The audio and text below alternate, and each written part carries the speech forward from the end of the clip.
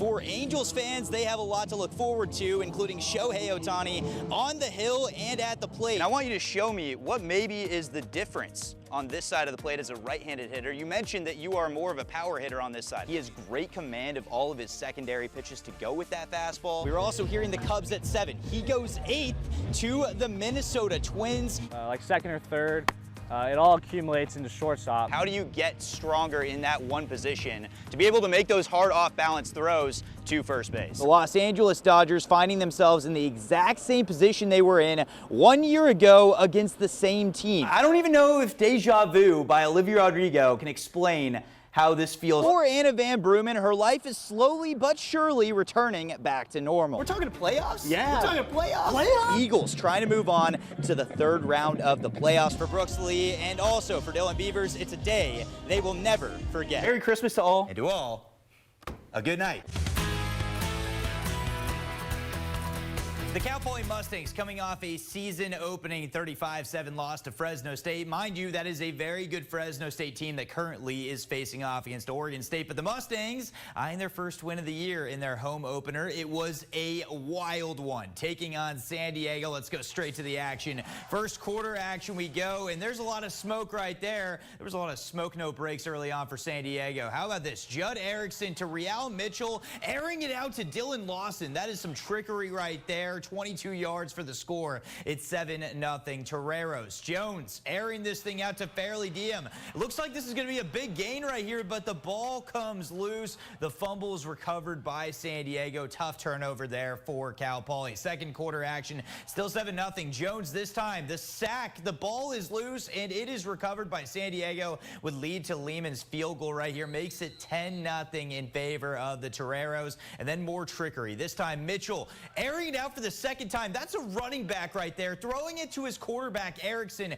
8-yard touchdown grab, diving in the corner of the end zone, makes it 17-0 in favor of San Diego. So Jaden Jones had enough. Finds Josh Cuevas. Cuevas gets the reception, takes it to the house for 42 big ones, makes it 17-7. Cal Poly trailing. Fourth quarter action we go. It's 24-14. Lehman with a 29-yard field goal. Looks like this game might be put out of reach. It's 27-14, but Jones says, not so fast. Airs it out to Ryan Rivera, 10-yard strike, makes it 27-21. But the Toreros were driving. That is until Erickson picked off by Cole in the corner of the end zone. So Cal Poly's ensuing possession. 4th and 7. They have to convert here, and they do just that. Jones hits Zedekiah Centers, first down. This time Jones airing it out to the right sideline. Finds Chris Coleman, 35 yards for the score, and Cal Poly has their first lead of the day. It's 28-27, but not before Erickson gets picked off here for the major play of the day by Dukes. Cal Poly would sit on the ball. They wouldn't attempt a field goal, so one more opportunity for San Diego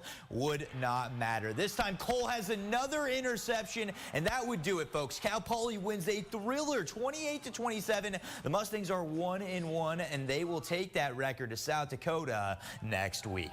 Other action around the league, USC taking on Stanford. We go to the second quarter. It's 21-7 USC. Caleb Williams hits Mario Williams, 15-yard strike. It's 28-7. 28-14 now. Travis Dye, the transfer from Oregon, continuing to run it up the gut. Trojans roll past Stanford 41-28. This was another crazy game. Number 1 Alabama on the road at DKR in Austin against the Texas Longhorns. Fourth quarter at 17-16. Bert Auburn hits a 49-yard field goal. So Texas has a 2-point lead, but Bryce Young was the Heisman last year for a reason. Able to escape a sack, and that would lead to this. Will Reichard, a 33-yard field goal, is up and good. Alabama continues to find ways to win. They win 20-19.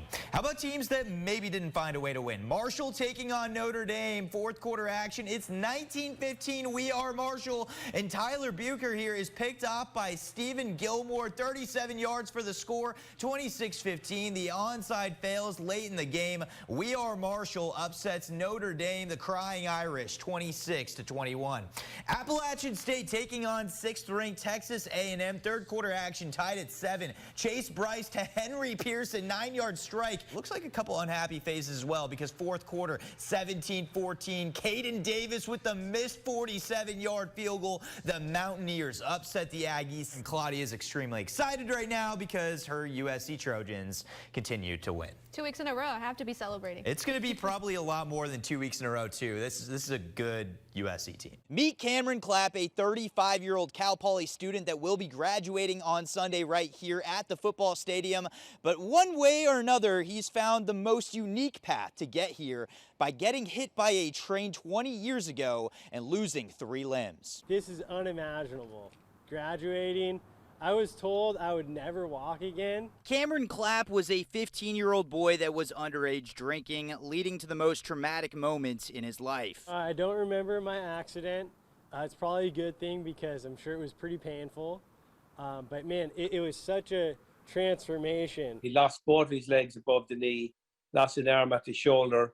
Like, really tragic situation. Against all odds, Cameron battled back. I'm totally independent.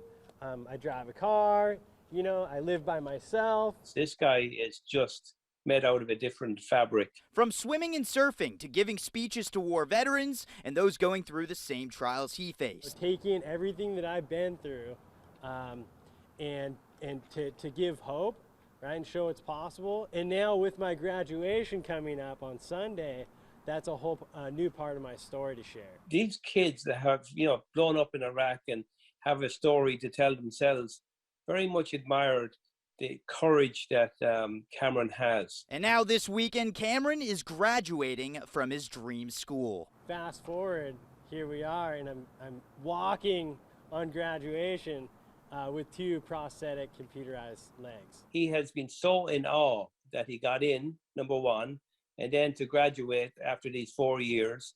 He really made a big commitment to make it happen. Clapp lived through the improbable, and now the impossible has happened. And I'm just so proud of him. My life today is a miracle.